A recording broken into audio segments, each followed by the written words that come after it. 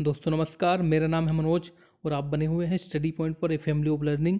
साथियों, शाम 5:30 बजे की क्लास नहीं हो पाई थी क्योंकि यूट्यूब का सर्वर डाउन हो गया था पूरा का पूरा। तो अब देखिएगा, ये वीडियो आप लोगों के लिए सिद्धांतों से संबंधित है। हल का सिद्धांत, बंडूरा का सिद्धांत, स्किनर का सिद्धांत, यानी कि 3 सिद्धांत आपको एक वीडियो में मिल जाएंगे। और इम्पोर्टेंट फैक्ट मैं बताता हुआ चलूँगा, क्योंकि अगर आप लोग इस वीडियो को देख लेते हैं तो मैं आशा करता हूं कि तीनों सिद्धांत आपके अच्छे से कंप्लीट हो जाएंगे। तो चलिए दोस्तों, स्टार्ट करते हैं आज की वीडियो। आप लोगों से रिक्वेस्ट रहेगी, अगर आप लोगों को वीडियो पसंद आए तो लास्ट में वीडियो को लाइक जरूर कर दीजिएगा, चैनल को सब्सक्राइब करना बिल्कुल ना भूलें। पहला सिद्धांत आता है पुनर्बलन का सिद्धांत। इसको मैं सिंपल लैंग्वेज में बता देता हूँ। ये दिया था CL हल ने, और जो CL हल थे वो USA के निवासी थे। सिद्धांत 1915 ईस्वी में दिया गया था। अब इसका फैक्ट क्या है, मोस्ट इंपॉर्टेंट चीज़ है क्या ये। देखिए, इस सिद्धांत का जो जिक्र है वो है प्रिंसिपल बिहेवियर में, यानी कि इनकी पुस्तक का नाम है प्रिंसिपल बिहेवियर। ठीक है। अब जो ये सिद्धांत दिया था इन्होंने थार्नडाइक और पावलोव के सिद्धांत पर आधारित दिया था, है ना। और अगर मैं प्रयोग की बात करूँगा तो इन्होंने प्रयोग जो है ना बिल्ली चूहे पर किया था, जो कि थार्नडाइक पद्धति पर आधारित था। प्यारे साथियों, जो हल है, हल महोदय कहते हैं कि जो सीखना होता है वो हमारी आवश्यकता की पूर्ति के द्वारा होता है। ठीक है। प्यारे साथियों, हल महोदय ये कहते हैं कि जो सीखना होता है वो प्राणी की आवश्यकता के अकॉर्डिंग होता है, यानी कि प्रत्येक प्राणी जो है अपनी आवश्यकता को संतुष्ट करने का प्रयास करता है ना। कोई भी प्राणी उसी कार्य को सीखता है जिसमें उसकी किसी कार्य करने की, यानी कि उसकी किसी आवश्यकता की पूर्ति होती है, उसको सीख जाता है। ठीक है। मान लीजिए मेरी आवश्यकता है किसी वर्क की और मैं उस काम को करूँगा तभी सीख पाऊँगा। किन के अकॉर्डिंग? हल के अकॉर्डिंग है ये। अगर मैं स्किनर महोदय की बात करूंगा इस सिद्धांत पर, देखिए इस सिद्धांत पर स्किनर महोदय कहते हैं कि अधिगम का सर्वश्रेष्ठ सिद्धांत जो है ये हल वाला सिद्धांत है। किन्होंने कहा था? स्किनर ने। क्योंकि ये आवश्यकता और प्रेरणा पर बल देता है, इसलिए शिक्षार्थी को प्रेरित करके ही सिखाया जाता है। बिल्कुल सही बात है। अगर आप लोग शिक्षार्थियों को प्रेरित करके सिखाओगे तो बच्चा बहुत जल्दी से सीख जाएगा। अब देखिए, शैक्षिक महत्व है कुछ, यहाँ से आपके क्वेश्चन बन जाते हैं।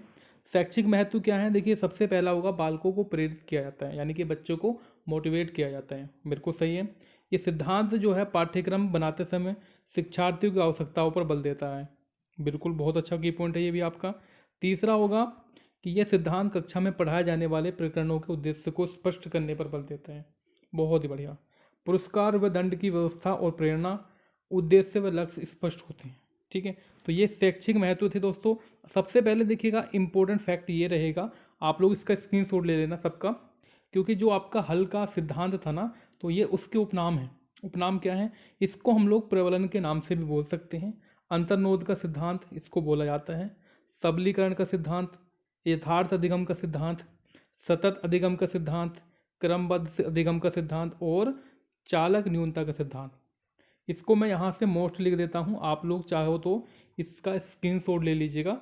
ये हल महोदय का सिद्धांत है, ये उपनाम है ये। ठीक है। अब देखिए, हम लोग बात करते हैं दूसरे की पॉइंट की तरफ, सेकंड की पॉइंट की तरफ, बंडूरा का सामाजिक अधिगम सिद्धांत। मैं आपको बिल्कुल सिंपल वे में बताकर चल रहा हूँ। अगर आप लोग और भी डिटेल में पढ़ना चाहते हैं तो कमेंट सेक्शन में लिख दीजिएगा। ठीक है। बंडूरा का जो सामाजिक अधिगम सिद्धांत था वो बंडूरा ने दिया था, अल्बर्ट बंडूरा ने। कहाँ के निवासी थे? कनाडा के निवासी थे। और इनका जन्म जो था 1925 में हुआ था, और सिद्धांत इन्होंने दिया था 1977 ईस्वी में। ठीक है। अब बंडूरा महोदय की बात करेंगे, इन्होंने किस पर प्रयोग किया था? बॉबी बॉबी डॉल पर किया था, यानी कि जीवित जोकर पर किया था इन्होंने, गुड़िया पर, है ना। तो सामाजिक अधिगम का जो अर्थ होता है, इसका मतलब क्या होता है? दूसरों को देखकर उनके अनुरूप व्यवहार करने के कारण और दूसरों के व्यवहार को अपने जीवन में उतारने तथा समाज द्वारा स्वीकृत व्यवहारों को धारण करने और अमान्य व्यवहारों को त्यागने का ही कारण जो है वो सामाजिकरण अधिगम हो जाएगा।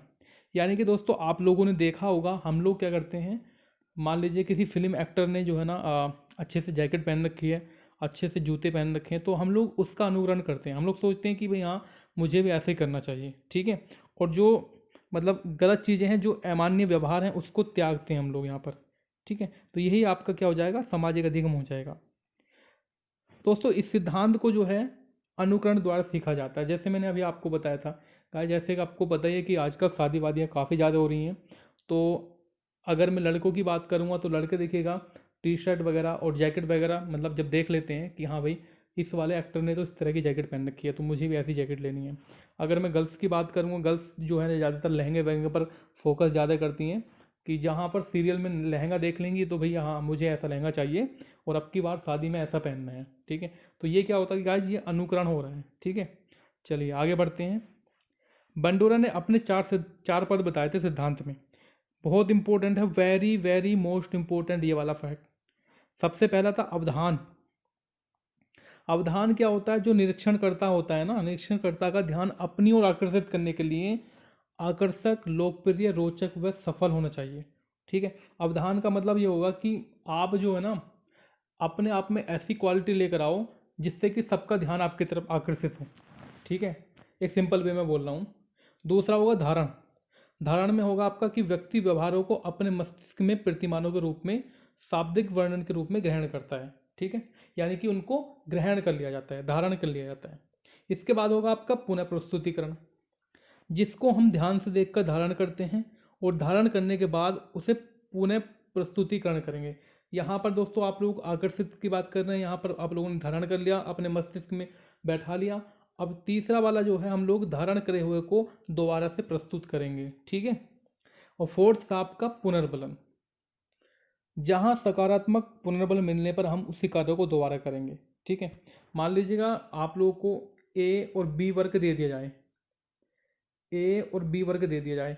ए वर्ग करने पर आपको काफ़ी शाबाशी मिले, चाहे तो आंतरिक प्रेरणा हो या आपकी बाह्य प्रेरणा हो, किसी भी प्रकार से आपको मोटिवेट किया जाए तो आप लोग ए वर्ग को करेंगे और बी वर्ग वाले पर आपको कुछ नहीं मिल रहा है, ना तो शाबाशी मिल रही है ना ही आपसे कोई कुछ कह रहा है, तो आप लोग जो है ना इस वाले काम को करना पसंद करेंगे।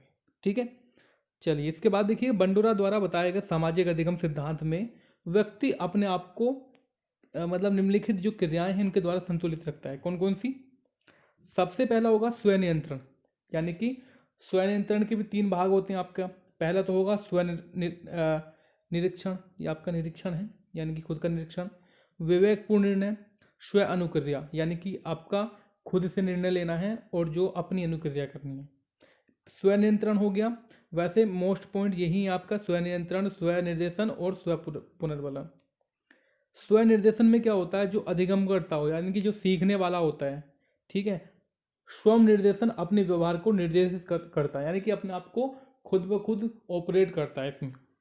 एक होता है आपका स्व पुनर्बलन, यानी कि अपने आप को अच्छी चीज़ों से और बुरी चीज़ों से समझाना। ठीक है, अपने आप को पुनर्बलित करना, अपने आप को निर्देशित करना।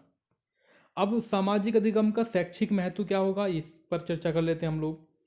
तो शिक्षक छात्रों के सामने आदर्श व्यवहार वाले मॉडल प्रस्तुत करें, बुरे व्यवहार उपस्थित ना होने दें और स्वयं नियंत्रण की विधि अपनाएं।